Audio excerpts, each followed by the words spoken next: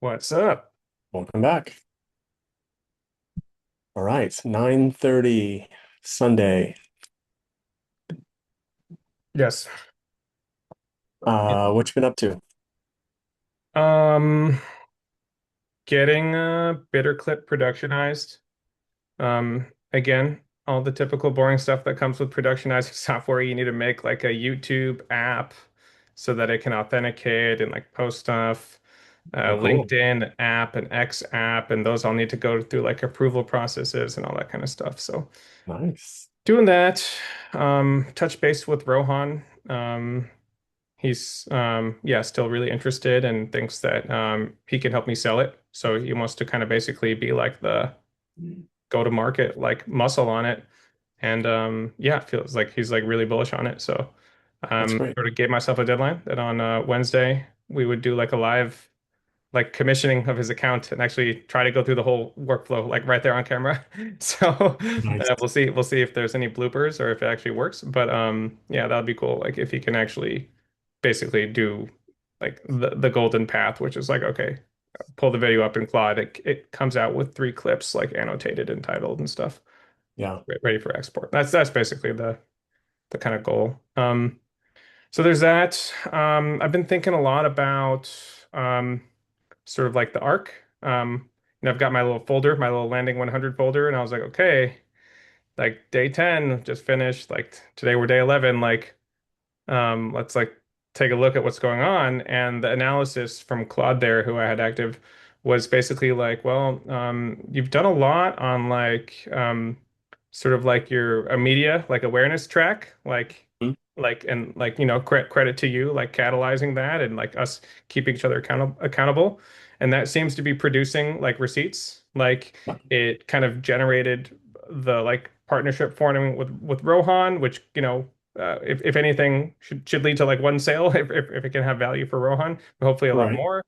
Um, and yeah, I think it's generated a lot of good like discovery on my hand. Like people, various people have reached out. It's forcing me to like seek frontiers and stuff and think about things. I mean, BitterClip itself, I think, was kind of a product of it. So I think it's catalyzed a lot of stuff. But it laid out five tracks, which was like the other one was like one of them was like, okay, like if this doesn't work out, you should be building relationships like with companies that like might want to hire you or you want to like apply after this if it doesn't work out. And also like consulting, like I should have at least like sent out like one cold ask to someone, be like, hey, like I think I can help you. Here's how.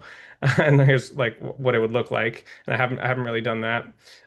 So I was kind of saying like on these other lanes, like you're kind of like screwing up and that's like not good in terms of like your goals of like surviving the 100 days and coming out like looking good. We should not ignore those tracks. Right.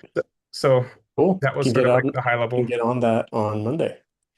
Yeah, so I've been kind of Or churning on maybe that. or maybe finish what you're doing and then get on it. Yeah, Sorry. Creating. exactly. Like there's plenty, but like with the bitter clip is like pretty hands-on. I kind of need to really like focus on it. It's all like not so well, it's all novel. There was actually a great clip I just reposted. Richard Sutton gave a talk and posted it, and he's talking about how like generally AIs they can produce stuff that's good or they can produce stuff that's novel, but never both.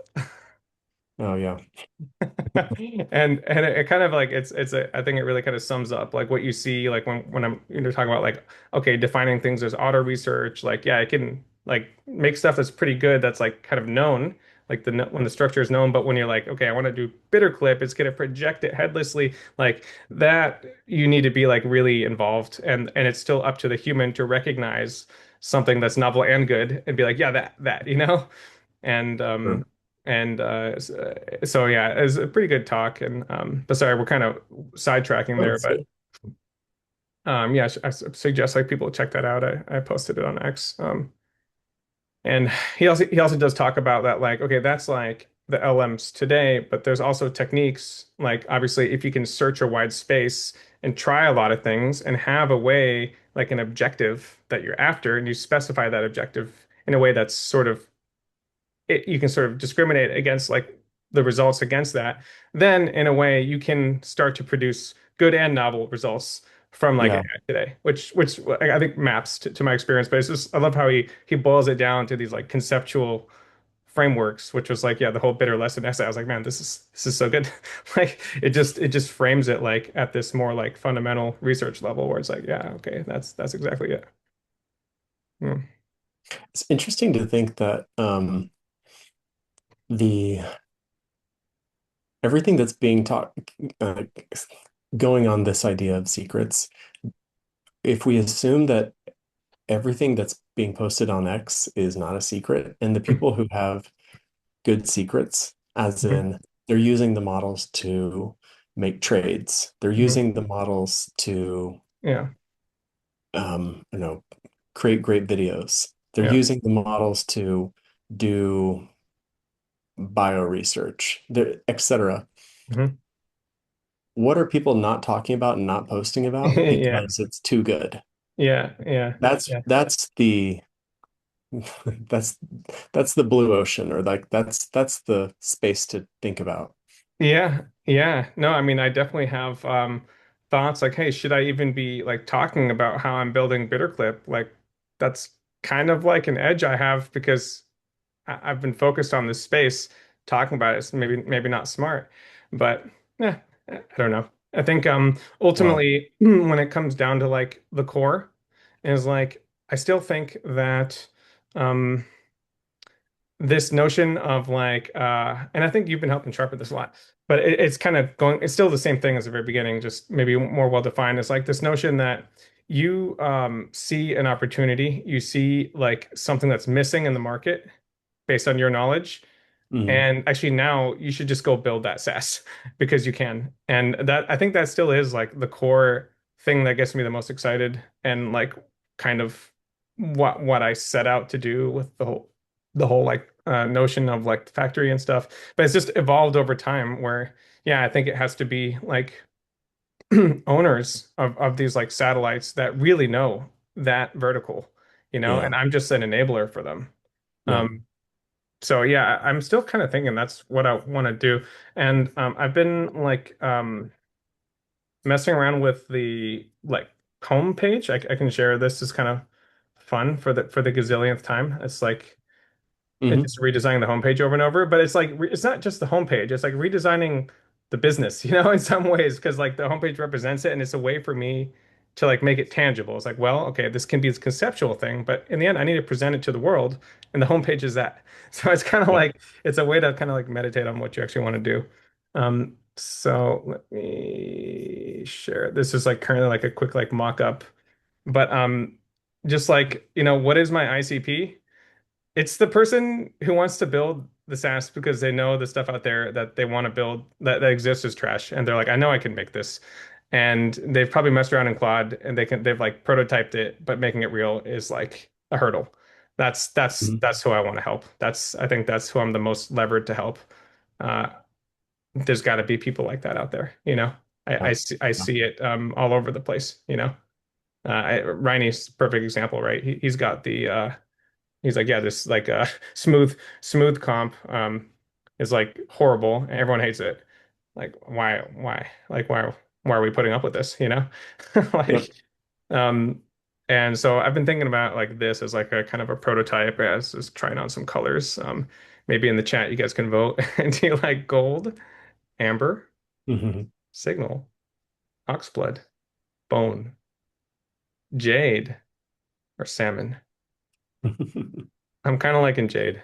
But Looks good. you have a favorite, John?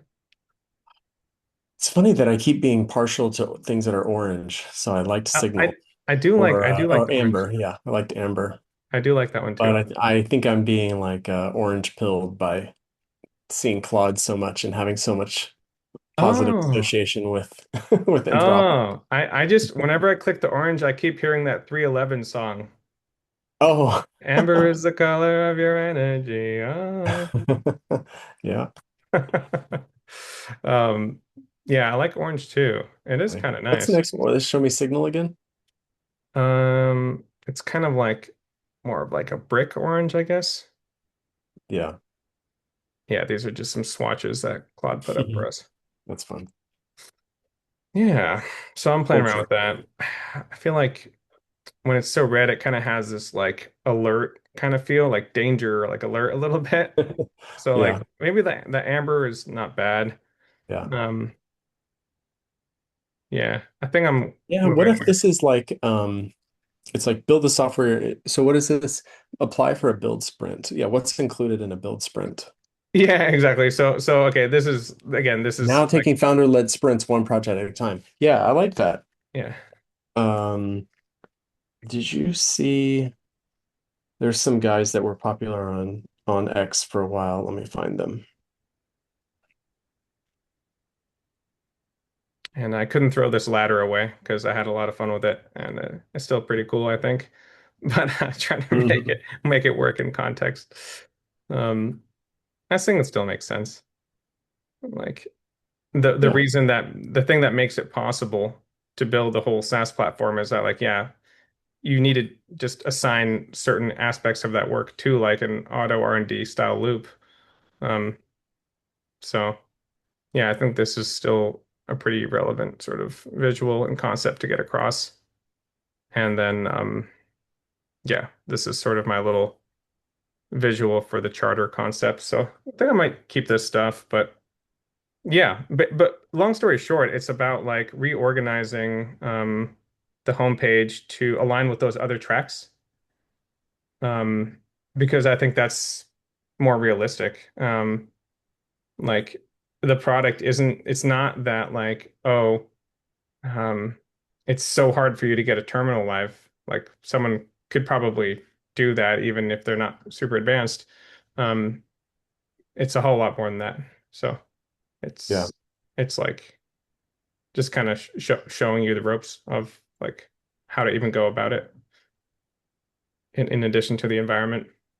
So it just seems more aligned. And you know, there's only so many impressions I can get on my landing page, so I might as well just focus on exactly that audience.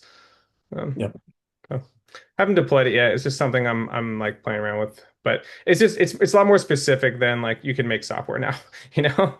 Like which is like in the same spirit, but it's maybe not as obvious. Like I think people should kind of self-select, be like, oh, this is interesting. Like I see what this is. I get it. Like this is relevant to me or this is not. Should be like really clear. Mhm. Um, yeah. Sorry, you were saying something? Mm, I was going to say something like uh, founder-led sprints. I was thinking that it might not be, maybe it is. If it's like an executive at a $100 million company who's not saying that they need to build a SaaS app, they're saying, I need to build this tool internally, and I can see the vision for it, and I'm like the only one who can realize that it needs to happen. I need somebody to help me with it. This is like this is like software development, I guess. Uh, like just being a software development shop again. Mm-hmm. Mm. But it does sound a little bit more interesting when it is AI, and it's a unique skill because it's not just developing software. It's well, I guess this is what existing software companies do. I'm like debating with myself in my head. Mm-hmm. Existing software companies still have to go and build a spec. They have to go and talk to users internal at the company. They have to build and test. They have to iterate on it. Yeah. Mm, it's all the same. It's all very similar. It's Mm-hmm. just kind of packaged differently because it's AI. And maybe there's a window right now to go and where people are like thinking more about solving things because there's so much hype around AI. So Mm-hmm. they're thinking, yeah, this is the time for me to fix that thing. Maybe now it's not going to cost $250,000 to fix it. Maybe now I can do it for 30,000. Mm-hmm. I can partner with Michael, like with Bitter, and they can help me build it in for $30,000 over 1 month, as Right. opposed to $250,000 over 6 months. Exactly. Yeah. Yeah. Yeah. Exactly. And the 250 and in my mind, I'm still thinking of it as more like the sort of bootstrap person, not like the giant company. Um, Yeah, but but it what could be about could. But if it's like a 60 person company, Yeah, could be. could that could use I'm saying like if it's 60 people, like 50 million, something Yeah, like that, sure. then Yeah, it's like working with the bootstrapped guys, they don't have any money. yeah, So they can it's true. Yeah. so they should like, okay, subscribe to Bitter maybe, but those these like wealthy mid-tier companies, especially ones that are outside of the coasts, Hmm. like those seem like really good targets. Hmm. Hmm. Hmm. My like colleagues in like entrepreneurs organization or YPO, like those types of size companies. Hmm. Yeah, I mean, if you have anyone you could introduce me to just to have a conversation, I would be super interested in just seeing what that even looks like. I think it makes sense. I just don't have like any presence out there. And like one thing I just haven't done at all yet, and maybe I need to figure this out, is like just like cold emailing people. I guess that's the game. It's like you literally have to like find people you don't know and just send them emails and being, look, like here's how I can help you. Yeah. Um, Maybe we but start with talking to the porta potty, my friend Scott, who runs a porta potty business. Mhm. Shout out to Scott. Shout out to Scott, and the name of his company is Royal Flush. Oh, okay. I thought it was going to Probably, be like a honeysucker or something like that. That's the one. yeah, yeah. No, probably lots of Royal Flush or Royal multiple flush. Royal Flush porta potty companies, Fantastic. but yeah. Nice. Um, that's cool. Yeah, I'd be super down. That sounds like a Yeah. lot of fun. This will have to be a private conversation because this is like, as you said, these are the secrets. These are the Yeah. secrets. Yep. Um, um, If somebody wants to build something for the porta potty apps and they got the porta potty industry and they got the idea from this podcast, well, good on you. Oh my goodness. Yeah. Yeah, no, I think that's I mean that would be Oh, perfect. the since we were talking about the auto industry kids and somebody commented about it, Hmm. they have a new website. Let me find it. Let's check it It, out. it is useparrot, parrot.com. Use parrot as in the bird. Yes, Okay. there we go. Same size typography. These guys pivoted last Monday. And they have a website and Pretty slick. have some good examples on here. Parrot gets it done. Yep. Tell parrot what to do. Forward an estimate, type a request, pick up the phone. Parrot handles the channels you use. So it's like from talking to them, it's like call places and get quotes for like parts that they're gonna need. Obviously all the like scheduling. There you go. There you go. What Parrot runs. Instant estimates, insurance follow-up, parts sourcing, shop management, invoicing. Dude, that's cool, man. Yeah. It makes a lot of sense. I mean, you just plug like a Hermes agent in there, connect a couple API keys to these providers and data sources, and put a GUI in front of it, and off you go. It's fantastic. Yeah. Um, I love Uh it. yeah. And the like leading company in this space is multi-billion, is like a couple billion, worth a couple billion. Yeah, it's probably like heinous. Yeah. 40 years old or something. Yeah, pretty cool. Yeah. Philip, that's a guy. Oh, we gotta tell him this. His image, it doesn't work. Let me tell him. Philip, I want to see your headshot. Cool, man. I like it. Book a demo. Nice here. Mhm. Cool. Very nice. Yep. Um, yeah. Besides that, my wife sent me a worksheet on how to be a salesperson. So she wants me Interesting. to get better at that. Nice. Is she Um, watching watching these episodes? yeah. Can you see? What? Oh no, I still see just your browser. Oh, okay. I see. Yeah. She said she's watched a couple. Um, Nice. That's cool. it's the power of persuasion. How sales skill can transform your life. I'm going to quiz you, John, because Okay. actually it shows the answer, so this is better. Okay. Um, what percentage of jobs require some form of selling or persuasion? 100%. 95%. Okay. Which of these is not a form of selling? Job interviews, asking someone to prom, sleeping, or college applications? Is not a form of what? Selling. Sleeping. Okay, you're doing good. What's the average salary of a tech sales rep in Silicon Valley? Average salary, does it include their comp? Like their commission? It ranges, well, the options are from 50K to 200 plus K. It ranges from that? Well, it's a yeah, multiple choice. So A is like 50, B is 100, C is 150, D is 250, 200 and above. Oh, the average is probably 150. Answer is D, 200 and above. Okay. Nice. Apparently. Um, True or false? The best salespeople talk the most. No, they listen the most. Yes. So that's how you know. What's the number one reason people don't buy something? Price, no trust, no need, or bad timing? Bad timing. No. B, no trust. No trust. How many no's does it typically take to get to one yes? Two to three, five to seven, 10 to 12, or 15 to 20? Is it no's from the same person, you think, or is this like I no's don't from know. It's just a little multiple choice quiz. the largest one? No, just B, five to seven. Okay, good.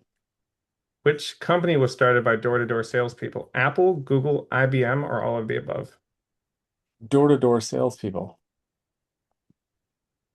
Apple, Google, or IBM? Door-to-door salespeople. Hmm. IBM? Because All I of the don't know. above.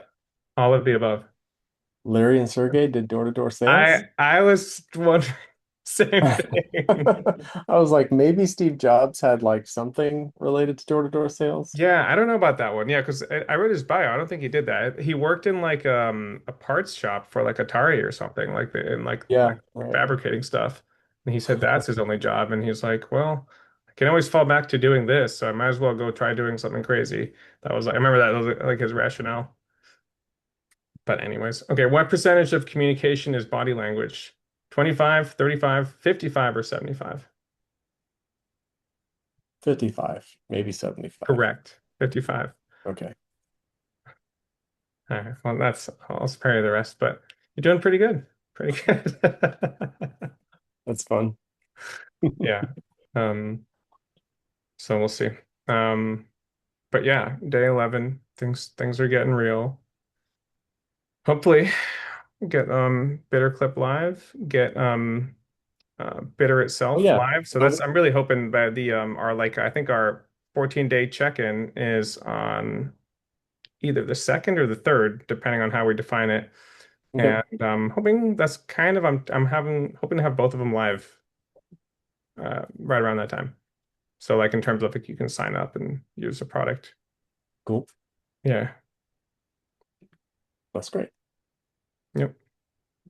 Um, yeah, let's also show BitterClip to my friend Ben Stevenson. Okay. He's he has a YouTube channel. He grew his personal YouTube channel, I think has 15,000, then he grew another one to 30, and now he's growing a new one um uh to he what is he at? He's at 2.8. He just started like a couple months ago. Cool. Yeah.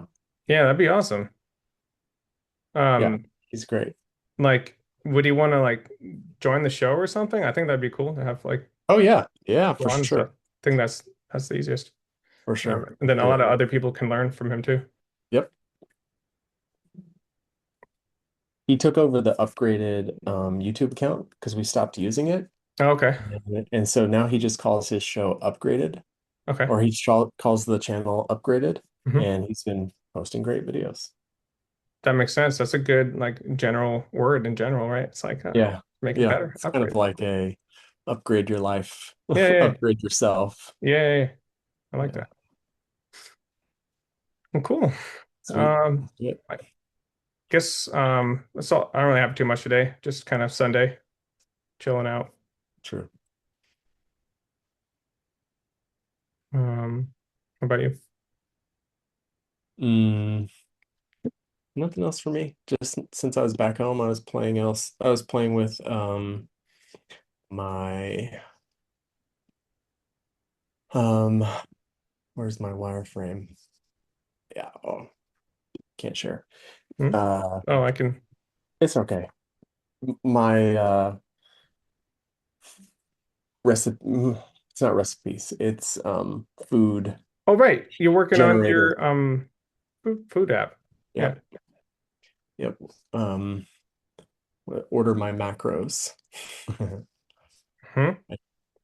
Working on that, or I at least have Ultra Code working on it. It's paused right now. Sweet. Yeah. Well, when you're ready to deploy, we'll get you set up. Yep. I have a new Wonderful. spec. Claude has written a new spec for a wizard, and I'm gonna changing the design to be like page by page instead of one long page. Are you And trying to do it as like a iOS app or Android app or I'm doing it as a no, as a web page, but yeah, Hmm. maybe I'll switch it over to I don't Yeah, know, yeah, Swift. so this is kind of a hairy problem. There's a couple different like frameworks for doing like cross-platform app development like this. React Native Uh, native. yeah, React Native is kind of one. Um, yeah, there's a couple different ones. Ionic is another one. Yeah, they're kind of a pain in the butt to work with because you give up like a lot of control because you have to kind of do it like the framework way.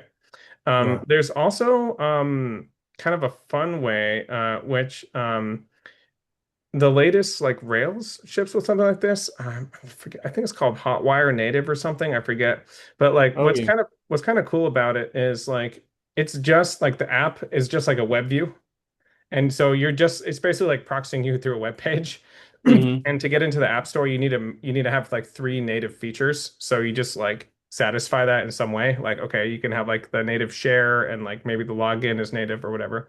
But it's pretty much a shell to like a web view, and then it's just your Rails app like rendering that, which is really nice because you can change it. You don't need to like go through review to like upgrade stuff. And it's a very like lightweight pattern. So if your app isn't like super high polish interactivity, it just needs to like work, like for like what you're doing, then like a web view like that can work pretty well, I think.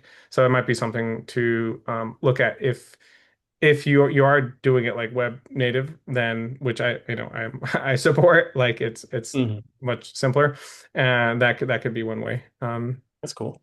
to get Are across you platform. did you use Rails in the past? Almost everything I do is in Rails. Yeah. Oh, Yeah. I think I saw that in something else, and I was like, oh, is he a Rails guy? Yeah. We I'm used Rails at Upgraded, and yeah, Rails is fantastic. even in 2016 when we were beginning to use it, we are Hmm. like, oh, this is a little dated, but No, that's fine. Yeah. let's keep going with it. Yeah. I mean, I mean, it's dated, but it's so I don't think it's dated. well documented.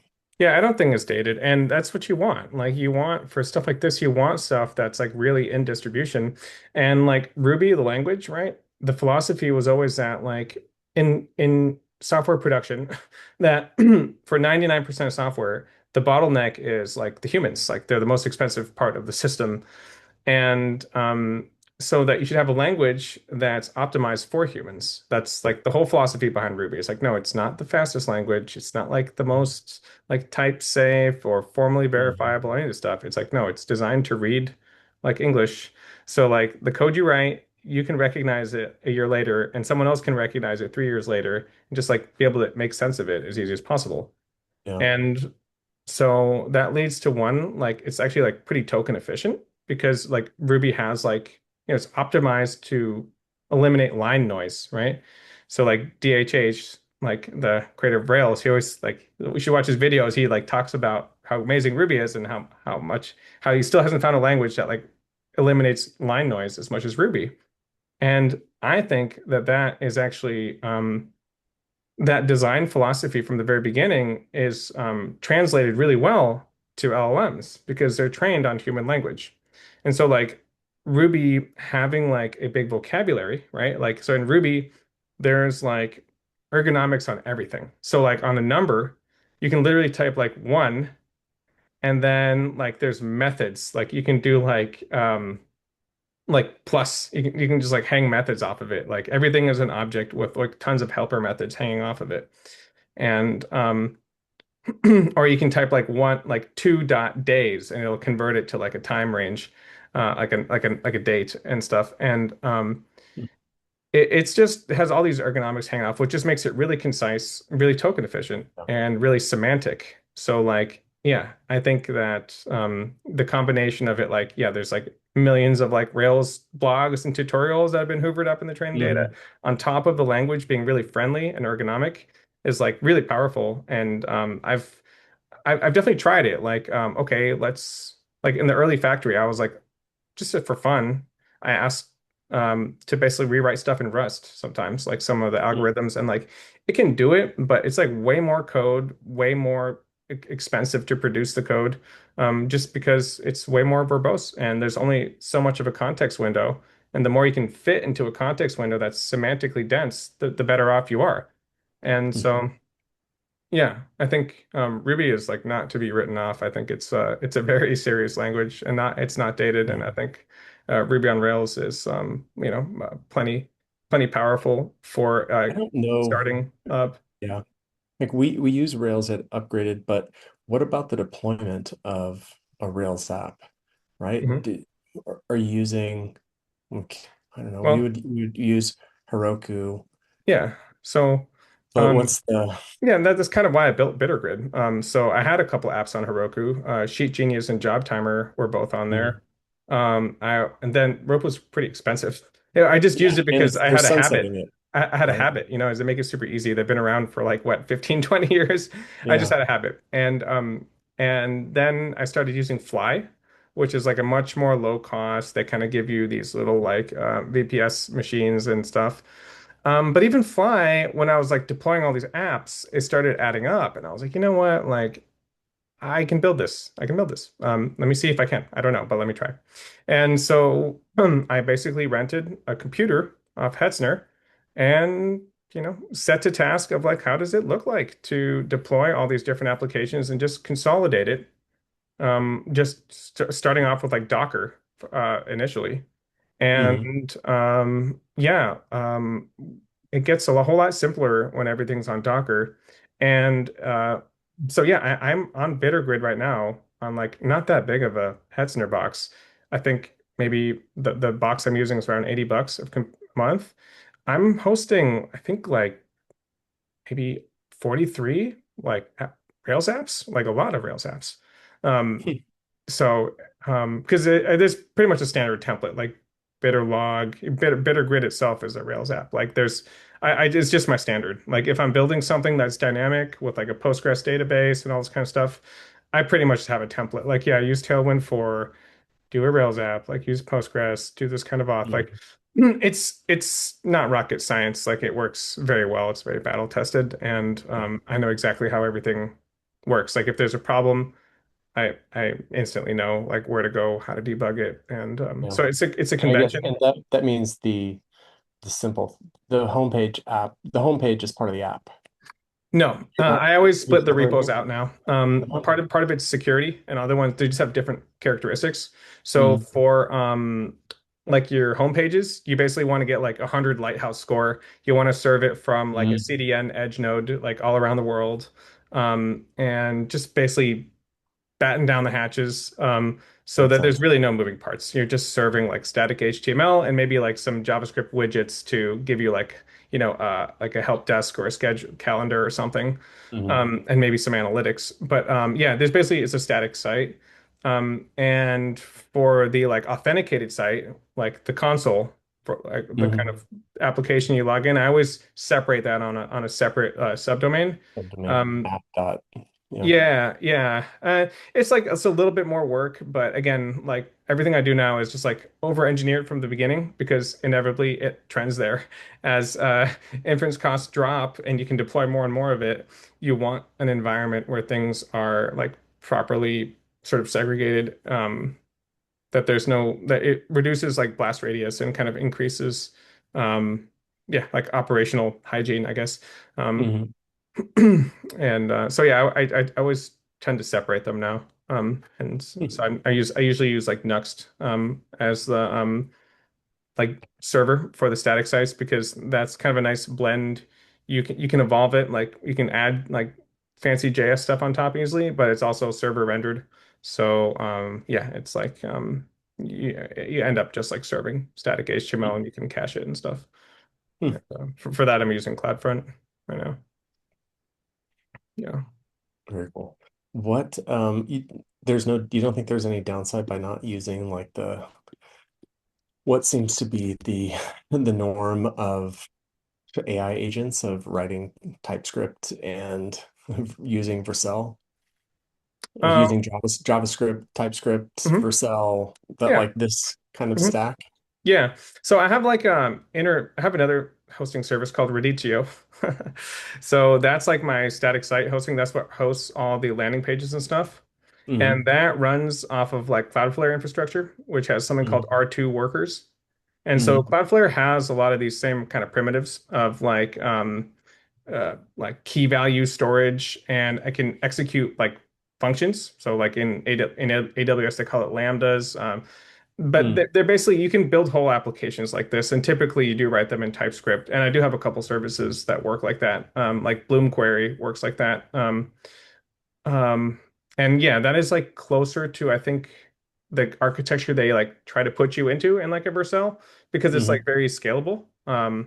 And there's not a whole lot like that can go wrong, like because your code execution is siloed into these little function runners. It does like constrain you a lot. So if you want to do something ambitious, you're going to create these like sprawling, goofy patterns compared to something like a Rails app where you have like a really nice like application modeling layer that keeps everything cohesive. And I think you really need something like that if you're just like trying to be efficient about Yeah. like scaling your efforts. It's yeah, I tend to shy away from it unless I'm like pretty sure that for this I like yes, I want it to have these characteristics of like being able to really scale, not have any like overhead in terms of like the main downside to like Rails app is that like it takes some RAM. Like you have to have like 300 megabytes of RAM at least like set aside to run it just to idle. And that's kind of a lot if you have a lot of apps. So that's why like the Vercels just want to push you off into a little static site hosting with some function executions because they can, amortize that like into a huge volume for very cheap. Yeah. Yeah. Yeah, Mm. but they might have other options now too. I wouldn't be surprised. I think I'm sure you can get like dedicated machines there too. I haven't checked, but Yeah. I don't think it's the default. Like when they give you a template, that's usually something more like what I'm describing here, where you have basically a static site and some edge workers, like some workers Yeah. that can run against that. And yeah, you can do that with Radicchio, which is what I have. And also one thing. Vercel is just really the recipient of, I mean, Claude and Codex, the default to like anybody who's building something is like, okay, cool. Want me to set this up on I Vercel? know. Yeah, I noticed that too because there's plenty of options like like Netlify, who like I was involved with before it was Netlify and was a company. It was BitBalloon. They've got Uh-huh. like function runners and very nice like CLI Yeah. and ergonomics, and they just added managed databases and stuff. Hmm. So yeah, I mean it's And essentially the what same would the product. equivalent be on Cloudflare? Cloudflare is a little more low level. Yeah. They're more like giving you the machinery Yeah. at like a yeah a little bit. a little bit more Yeah, hardcore. just didn't know if they had something. And then AWS is overkill for, I guess, most of these little things that people are putting up. Yeah, and again, they're very low level, like ultra scalable power tools there. Mhm. Yeah. And honestly, like your agent can leverage those very well. So like that's my thesis. That's like why I think that it's crazy enough to even like attempt to have anything that even looks at all like a hosting business is because like, well, the game's kind of changed. Like I don't really think it's that useful to give someone like 1,000 different templates to drop into. I mean, essentially, like what a Vercel is, I think, like in many ways, they just made it like really easy to start something and like have something live, and then you go from there. And you may not realize that you're like kind of being put in a shoebox until like you're like way down the road, and you're like, oh, okay. Like if you would have started building this as a Rails app in the beginning, like you would probably be a lot further along, but you've just Yeah, kind of slowly been constrained without realizing it. Um, so that's kind of what I think is like there's maybe some opportunity there to kind of like hmm, just kind of go back to the old school in a way. And that used to be like because like we drifted away from that to try to make it accessible to consumers. But now like your agents kind of like want taking the old almost school thing everything. again because they're like, well, I can just do that, you know? And like it doesn't take like 10 engineers to do that anymore. Um, so yeah. Interesting. I just asked Gemini Vercel alternatives and Cloudflare pages, Netlify, that's the one you're talking about, Render, which I forgot about these, Render, Railway, Hmm. I don't know this one, Coolify, and Fly.io. Hmm. Yeah. So Yeah, I mean they're guess all they're, like great companies like yeah. and Railway I think is more for Rails, I guess, but I'm sure they have other stuff now too. Mm. And yeah, so we'll see. We'll see. Yeah, that's Railway doesn't even they don't even mention Rails on the homepage Yeah, who or knows? Ruby. So they're probably trying to be, It's just probably like yeah, like VPSs and stuff. yeah. Mhm. Yeah. Mm, Mhm. very cool. Maybe that would be a fun these are fun episodes if if one of us goes deep on some topic that we know fairly well, just breaking down how it works. Mhm. Something that seems like really, I don't know, that we know well, that maybe seems basic. Mhm. Mm, I don't know what. Yeah, I mean, I think That yeah, I mean, would be an interesting one. I could probably Deep like do dives. a little bit of prep on this like hosting, turf war Hmm. and kind of break it down how I see it. Yeah, like like this was kind of off the cuff.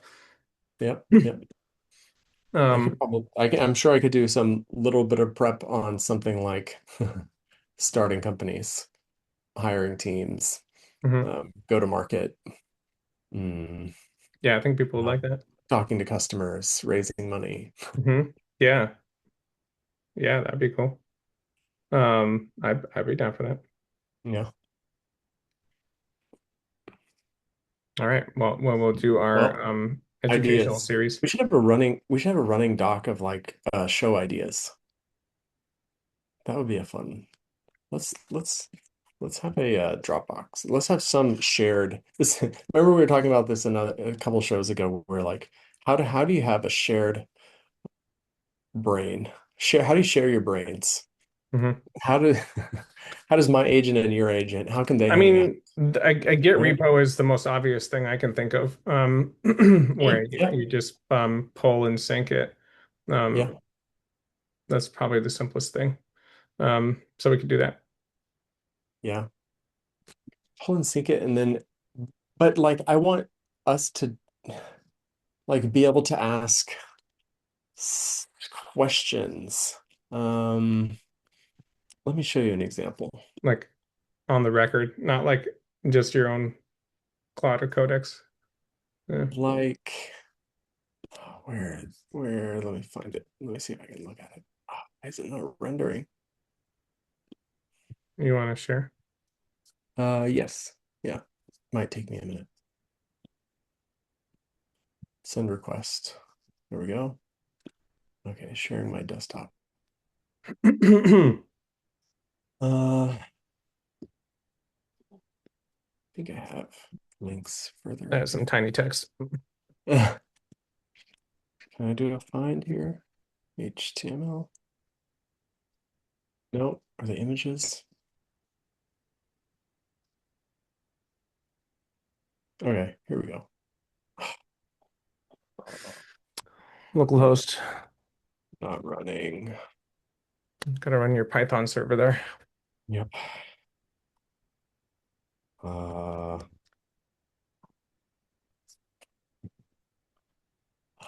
where is it? Making things a group AI prototype? No. This is good. This is the first live coding we're doing on the show. Oh yeah, tiny screen. Oh, it's not there. It's here. I forgot that. Uh,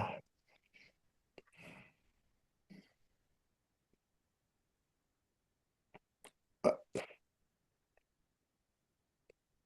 what? What is this? You were using. Mm, your Ruby version manager. Yeah, this is all the kind of fun stuff that you get to do Ah, when you don't get a nice managed environment provisioned for you. okay. We are going into conductor Okay. and then into why do I not have the workspaces? And then into what?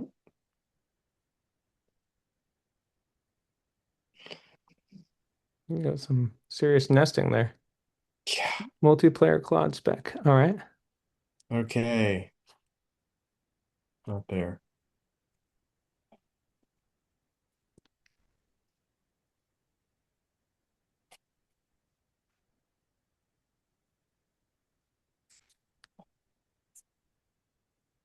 Uh, okay. Oh yeah, okay. Did we look at this already? I remember you showed it to me. Yeah, but no, we don't think we really gave it time of the day. Okay. Oh yeah, yeah, that's right. We did talk about it. So I just want to talk to Claude at the same time and be able to be in the same feed and see what Claude says. So we're over here with Claude. We ask it something like, what do you think about making a blog post together? And then you could say something. So here I'm John, but over here I'm Cody. Um, um, we could write it about Rails. Rails. Send to Claude. And then Claude responds, this is all this is all I need. You were like, okay, but then we're gonna bring context, stuff like that. And I'm like, I just want to like talk to Claude, like this type of talking to Claude. hmm Um, but just have you in there at the same time. hmm So we can see the responses Yeah. and then have multiple threads Mm. together and Yeah. keep talking to the Claude inside of those multiple threads, and then potentially have one more toggle over here where we've had some ideas. Each of the ideas are on the left-hand side. We like iterate on those ideas, and then we have another doc where it's just a Google Doc, and we're just pulling out Yeah. what's good in those ideas. That's Yeah. kind of it's Yeah. I just mean, like hang out with an AI and help me go from idea yeah. to filtered idea to Yeah. human filtered idea. Yeah. Yeah, it makes sense. Yeah, and I think we talk about this, like the main thing is like you would probably want the Claude that has your context to be in there, or Yeah. could it be like a vanilla Claude? Because I Yeah. think unless something's changed, I think in like the Claude like SDK, when you like wire Claude programmatically into things, they don't have like the memory context from your chat. But I could be wrong. I want to double check that. I don't think Off the so, cuff, I but would say I remember it not can we working ask like that. Claude here? Um, if we OAuth into Claude, Mhm. or if I OAuth into Claude, is it going to have my memory context, like my Claude MD file from the Yeah. web? Yeah, I can do a little spike on this. Okay, I can do a let's little see. spike on this. We can Let, build a let's prototype. see what Claude said. Short answer, no. OAuth doesn't carry over what you're picturing. You're conflating two unrelated systems. Claude memory, which is user memories. Oh, interesting. Yeah, okay. I thought it would just be called Claude.md. Yeah. But like it's more than just like your memories like indexed somewhere. It's like when you submit a request there, there's Yeah, pre-processing that happens, which is like, oh, okay, John sent a request. Let me take a look. Okay, let me take a look at the memory, see if anything's relevant. Oh, these two things look relevant. Thank you, Haiku. And then it like looks at that. Okay, I'll decide to respond with this in context, and then it right. responds, right? And you don't really Right. get to see that. All this would be in there. Hmm. That's Hmm. part of it too. Sure. Yeah. Yeah. So there's a lot. The system prompt for Cloud is like what, like 20, 30 thousand tokens is a lot. Um, Mhm. and then that's on top of your memories Hmm. and your special instructions. Um, so yeah. Um, but like yeah, I think regardless, this the basic prototype would be an MCP server where you just drive it from your Claude where you can have that context, and I would drive it from my Claude where I would have my context. And there's some sort of collaborative surface where when there's MCP now does support like I believe like push communication too. So like basically when I Hmm. submit a message into that chat, you and yours should receive that push. Like you and your Claude should basically both be able to receive that and see it. So this is a perfect I have the framework now for like these headless apps. So Hmm. maybe this is a good thing to prototype. At How, least get to the how bottom do of. we, so how do we describe this? So, I would imagine that this is like more about iterative discovery rather than specifying it up front. The core of it is that you want your Claude instance and my Claude instances to be able to communicate along with us. But and so I think that's the key. Is there a way to bridge a conversation with two separate user subscription instances where the memories are bridgeable like that. Like your cloud and my cloud should be able to talk about their memories with each other. That's the key. That's the goal. And how do you get there? That might take a little bit of iterative discovery. yeah, let my Claude talk to your Claude button. What you actually want is an agent-to-agent messaging bus where two LLM sessions take turns. Hmm. Uh,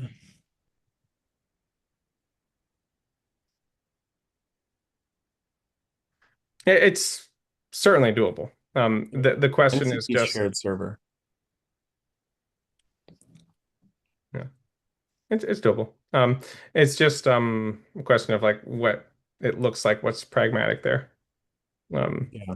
By my instance, I mean um, all the memory that Claude has about me and all the context it has about me and all the customizations I've made to Claude. And I want my friends, when he's talking to his Claude, to be able to come with all of those and for the two of them to talk. yeah, Something like that. Let's see what Claude says. yeah. But yeah, I mean, essentially, um, Yeah, it's yeah, tiny. no, You okay, told me last time I should make things larger, right? yeah, Now this is I'm on my yeah, crank that I'm thing up. on my monitor, so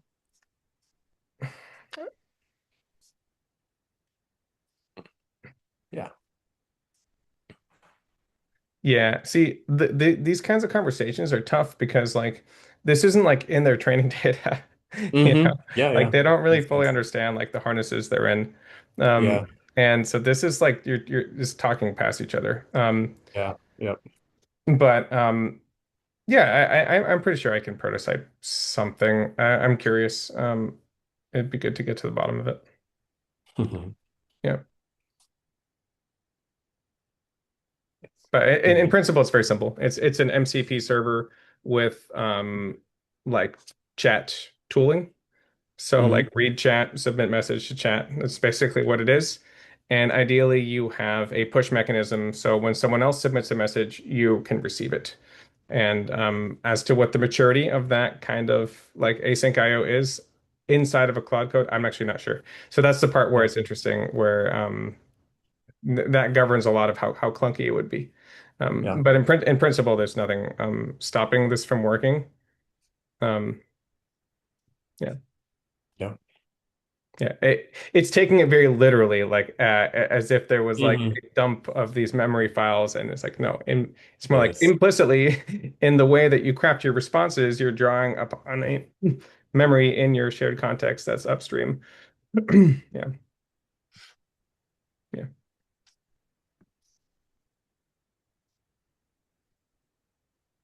yeah. Walkie-talkie. There you go.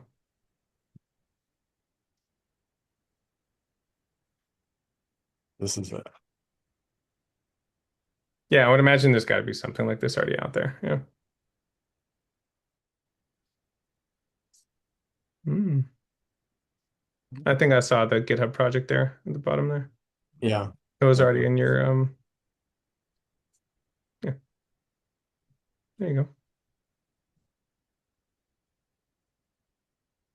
Yeah, that one probably is probably it.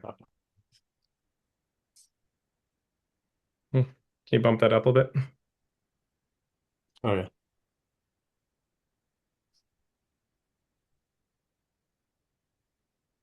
Hmm. Yeah, so these guys are using like Claude Code. But yeah, it's definitely solvable. I'll do a little spec on it. Yeah. Or if you want to. But you'll need a server. So let me get you a box. Okay. That's the key. That's the key. It really is because like for these things you need like a web server, you need to expose it to the web. You need to have a way for like Claude to go, you go into your settings, you go to connectors, you like specify your MCP server, how you authenticate with it, all that stuff. And so that's the key. But yeah, it's all pretty quick once you kind of have some boilerplate. This is what I want to do. Uh, this is like, this is a deep dive on a topic, build something live. Uh, Obviously guests. We just like need to have subtabs here. Like, Hmm. uh, and Well, uh, let's build the agent chat live. I think that would be a good one. okay, yeah, Yeah. let's do it. Go to market fundraising. Uh, Ben Ben Stevenson. Uh, who else were we gonna say we were gonna have? Anybody have if one of the 10 people are who watch this are watching, tell us some ideas. Yeah. Yeah. That'd be cool.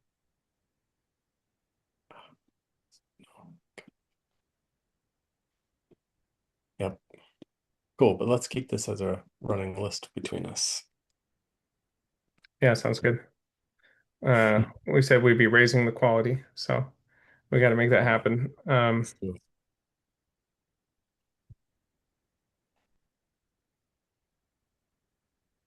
this. Cool.